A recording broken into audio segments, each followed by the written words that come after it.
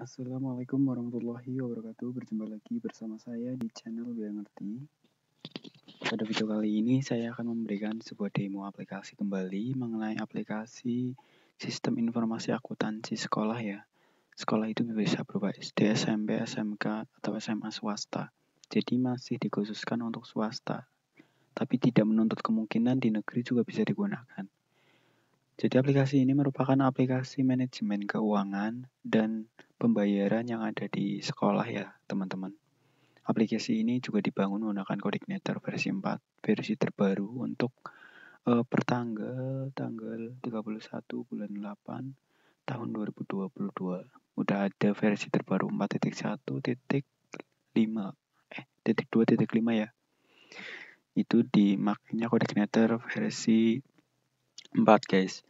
Jadi aplikasi ini udah sangat object oriented programming atau OOP, udah sangat dinamis dan keren sih pokoknya. Jadi langsung aja ke demonya biar tahu ya.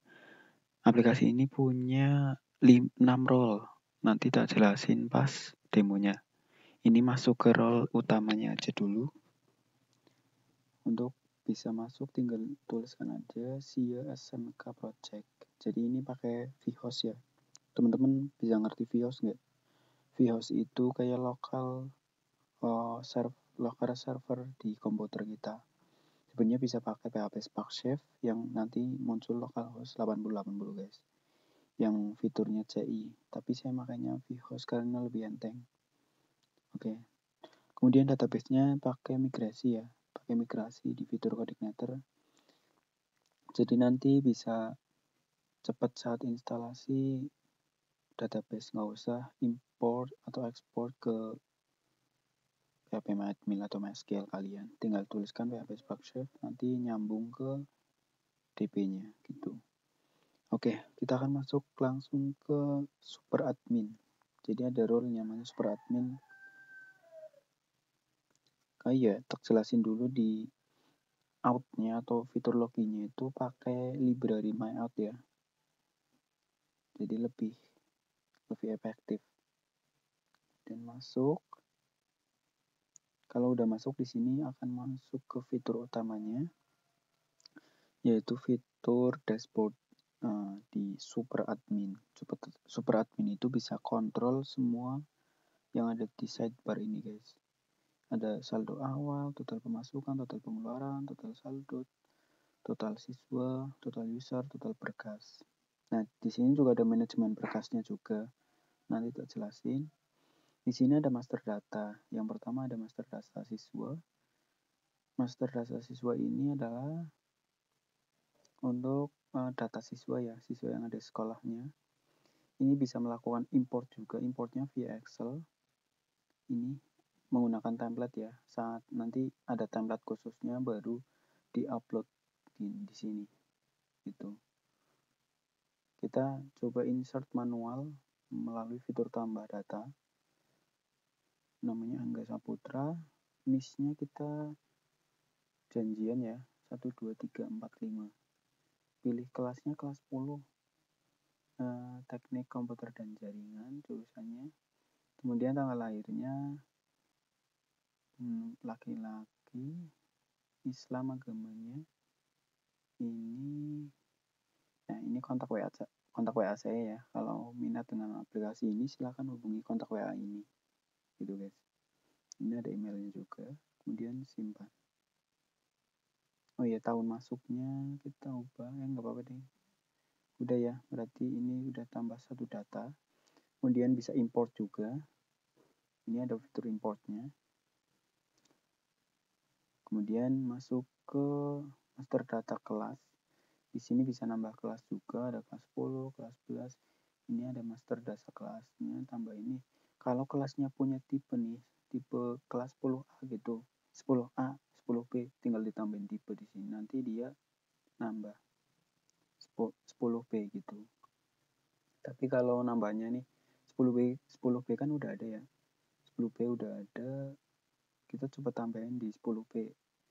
Maka data nama kelasnya nggak bisa diubah. Udah ada fitur validasinya juga. Kemudian ada jurusan di sini untuk nambahin jurusan doang. Ini ada kode sama nama jurusannya.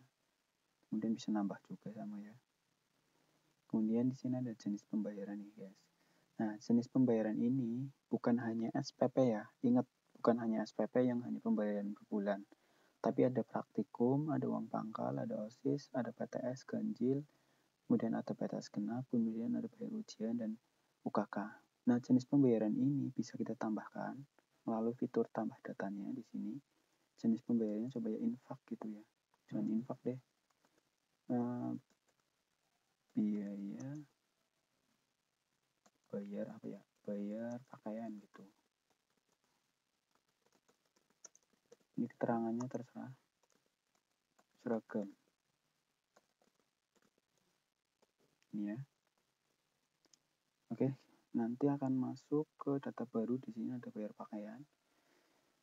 Kemudian kita langsung ke menu pembayarannya, guys.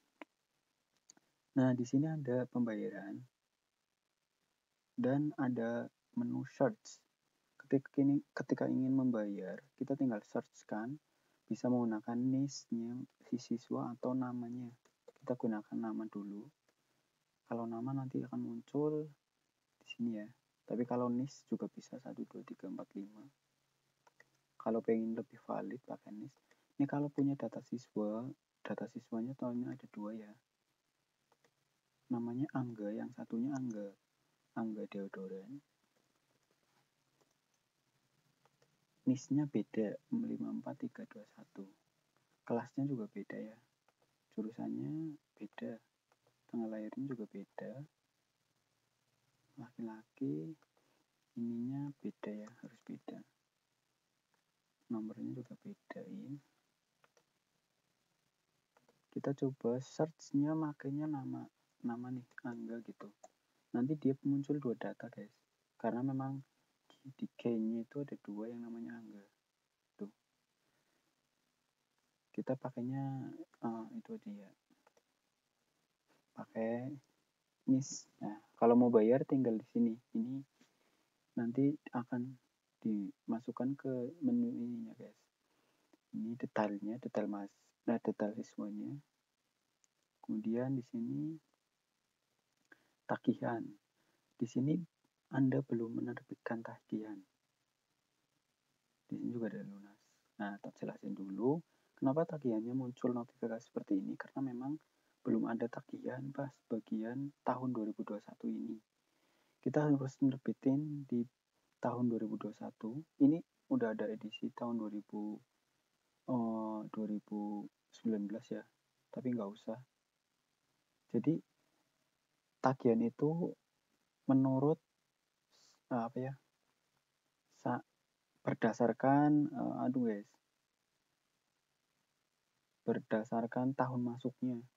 Kan tadi tahun masukku yang aku inputin tahun 2022 ya, makanya belum ada tagihan.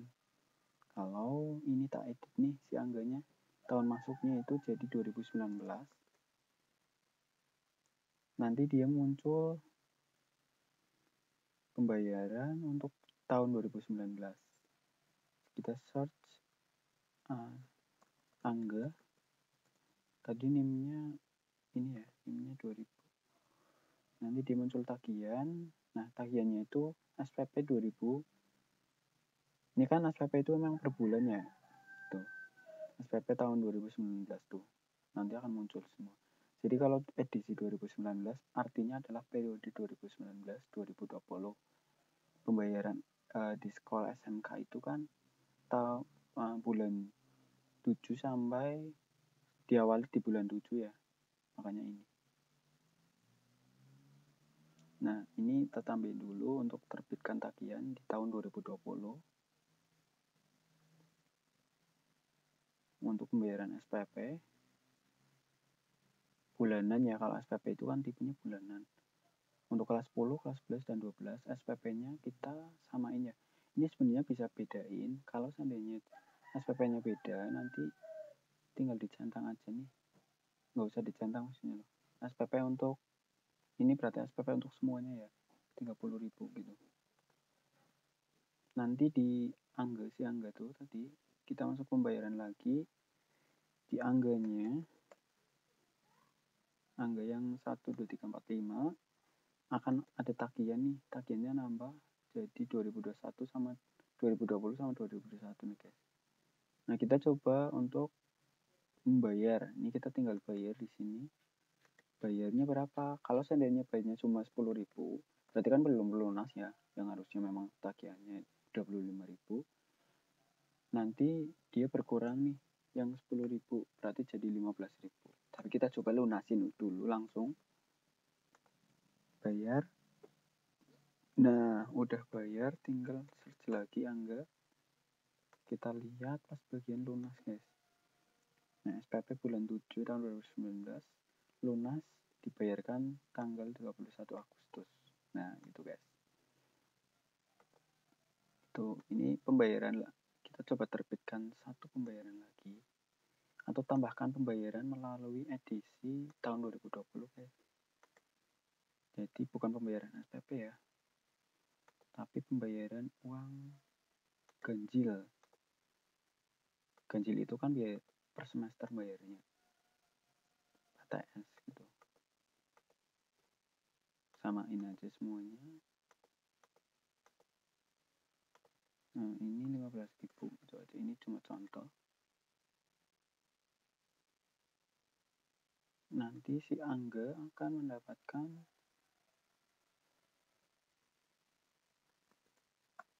kita cari dulu Angga. Ini ada tagihan bayar SPP ganjil. Nah tinggal bayarin aja 15.000. Nah data pembayaran udah, tinggal coba cari lagi Angga. Nah SPP ganjil udah, PTS ganjil udah yang tahun 2020 dibayar hari ini guys, 31 Agustus. Oke.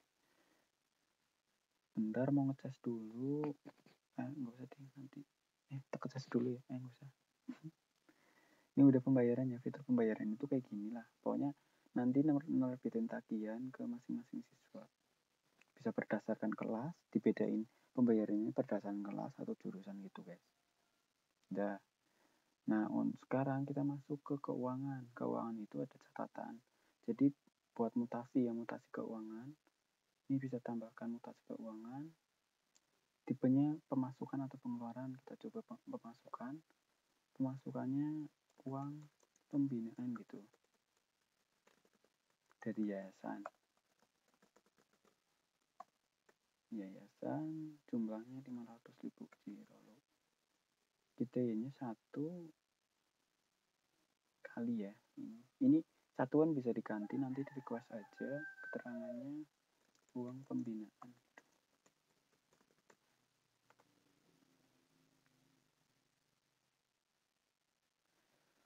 Nanti dia nambah, ada mutasi di sini. Nah, mutasi tuh bisa difilter juga. Ini ada opsi ini untuk edit, ubah sama edit ya. Detail maksudnya. Tuh, ini detailnya. Kemudian ini ada filter, ini untuk ngefilter datanya guys. Nah, ini ada saldo. Saldo ini untuk menutup buku ya. Saat tutup buku nanti di total saldo awal ini, yang total saldo ini akan masuk ke sini guys. Tuh. Ini tagihan siswa, yang tadi udah dijelasin. Kemudian ada riwayat. Riwayatnya bisa dicek aja, ini semua bulan, tipenya mutasi atau pemasukan atau pengeluaran gitu. Tinggal di submit, kita pilih yang mutasi aja dulu. Kalau mutasi berarti ada pemasukan pengeluaran. Kalau pemasukan doang, nah munculnya cuma kayak gini ya. Bentar guys, mau tes dulu.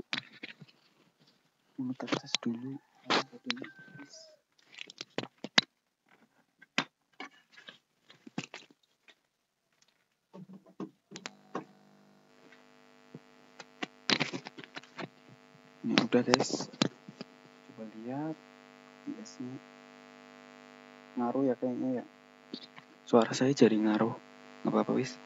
Nah ini untuk keuangan pas bagian riwayat. Di sini juga ada pembayaran. laporan pembayarannya bulan Februari sampai Oktober tahun 2020. Nah, ini akan masuk ke sini guys. Jadi persiswa nanti akan muncul kayak gini gitu. Ini bulan Agustus tahun 2020 kan memang belum bikin ya, 2022 maksudnya belum ada, makanya tidak bisa. Ini kalau kita ubah jadi tahun 2020 nanti akan masuk ke pembayaran mana ya berarti ya.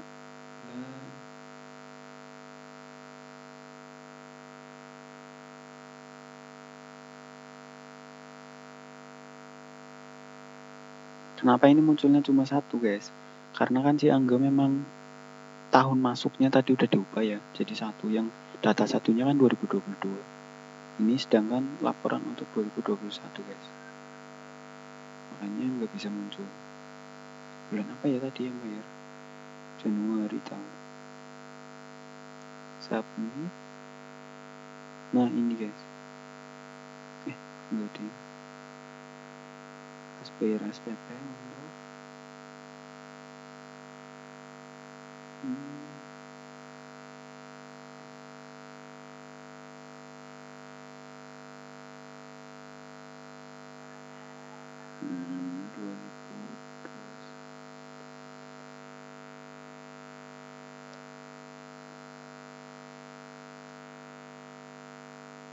nah, pokoknya nanti data pembayaran itu masuknya ke sini semua guys, gitu.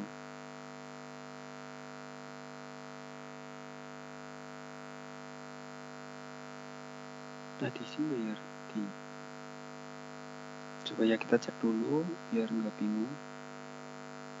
Enggak, kita cek pembayarannya yang tadi lunas.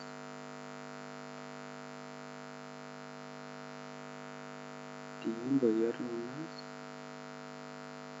tahun 2019 guys ternyata, makanya nggak muncul karena tadi filternya itu tahun 2020 ya. Ini bulan Januari, kita coba cek nanti muncul si Angga nanti. Berarti bulan 7 ya, karena pembayaran itu dimulai dari bulan Juli. Nih ada SPP 25.000 tuh guys. Sampai sini paham ya? Untuk pembayaran, laporan pembayarannya. Kemudian ada keuangan, ini laporan keuangan sama kayak riwayat, tapi di sini bisa ngeprint. Dan ada mutasinya berbeda ya, kayak gini mutasinya. Mutasi itu ini pemasukan, ini pemasukan. Nanti ada kreditnya di sini. Ini untuk laporan keuangan.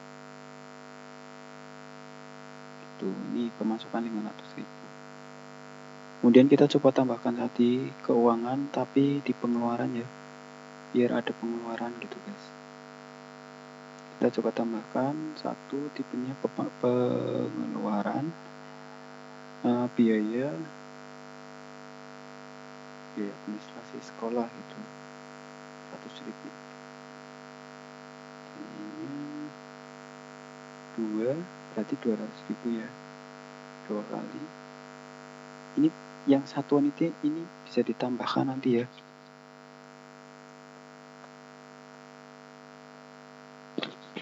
Biaya admin gitu. Ini nanti bisa ditambahkan. Ini ada tipenya pengeluaran. Kita coba lihat di keuangan, laporan keuangan. Kemudian pilih periodenya, periode 2022 semua bulan. Nah, di sini ada 490.000, diambil 10.000. Itu kalau pengeluarannya 10.000 gitu guys. Ini bisa dicetak Excel, PDF, print, copy juga bisa. Kemudian kita masuk ke laporan global. Nah, laporan global ini untuk global guys, tidak ditemukan riwayat tutup buku. Sebelum kita ke laporan global, harus nutup buku. Nah, nutup bukunya di keuangan, di ini berarti ya di catatan. Kemudian saldo. Kita tutup buku di tahun ini, guys. Nah, tutup bukunya udah. Kita coba lihat laporan.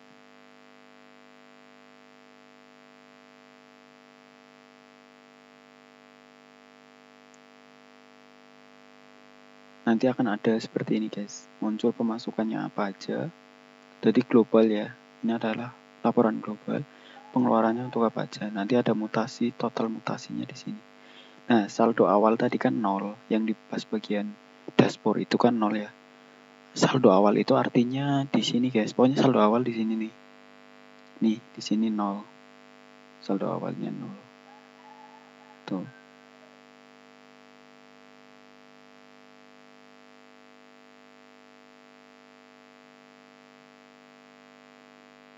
Saldo awalnya 0. Makanya nanti kalau saat tutup buku lagi, ini kan 0 ya. Saldo yang ini nanti pindah kalau udah tutup buku lagi. Pindah ke sini. Gitu. Sampai sini paham ya?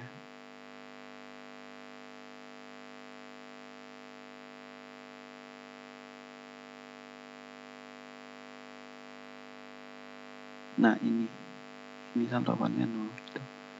Berarti kita langsung masuk ke dashboard lagi. Ini yang total saldo ini artinya penjumlahan total saldo awal ditambah total pemasukan ditambah total pengeluaran, guys. Gitu. Paham ya sampai sini? Nah, kemudian ada manajemen berkas juga. Di manajemen berkas di super admin ini bisa ngupload untuk pengawas sama pengurus. Jadi role-nya itu aja 6. Juga bisa untuk semua. Kita coba upload untuk semua ya. Kita drop file. Drop filenya bisa file apa aja ke dalam sini udah. Ini contohnya ada file PNG sama ini. Ini tinggal di-upload. Kita tinggal refresh, nanti akan ke upload ke di sini, guys. Bisa juga diedit sama di-download. Itu. Ini udah manajemen berkasnya kayak gitu doang. Kemudian di fitur penggunanya itu ada 6. Ada super admin, admin, operator, pengurus, pengawas sama pembina. Nah, kita jelasin aja langsung di sini ya. Untuk passwordnya 1 2 3 4 5 semuanya. Super admin itu bisa akses semua kontrol di dalam aplikasi, sedangkan admin cuma bisa selain berkas tidak bisa dikontrol sama si admin ya. Tapi bisa kontrol semuanya. Kalau operator nanti bisa kontrol di master data, pembayaran sama keuangan. Kemudian di pengawasnya nanti bisa kontrol laporan sama pengurus dulu ya. Pengurus bisa kontrol di laporan sama si berkasnya. Kemudian di pengawasnya nanti bisa kontrol berkasnya si pengawas. Di pengurus bisa kontrol berkasnya pengurus doang. Pengawasnya nanti bisa kontrol si pengawas doang. Kalau pembina nanti bisa kontrol berkas pengurus sama pengawas gitu, guys. Kira-kira pembahasan role masing-masing user kayak gitu. Bisa nambahin user juga. Ini bisa ditambah sendiri nanti. Kemudian bisa editnya bisa edit datanya sama edit password. Itulah. Kira-kira kayak gitu ya, guys. Nah, untuk menu recount atau card yang ada di tampilan dashboard juga berbeda ya. Kalau kita aksesnya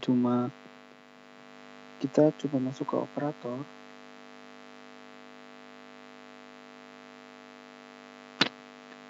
Kita masuk ke operator, nanti ya operator bisa akses ini ya, masih bisa akses. Tapi role-nya nanti disesuaikan. Bisa diubah sih pokoknya.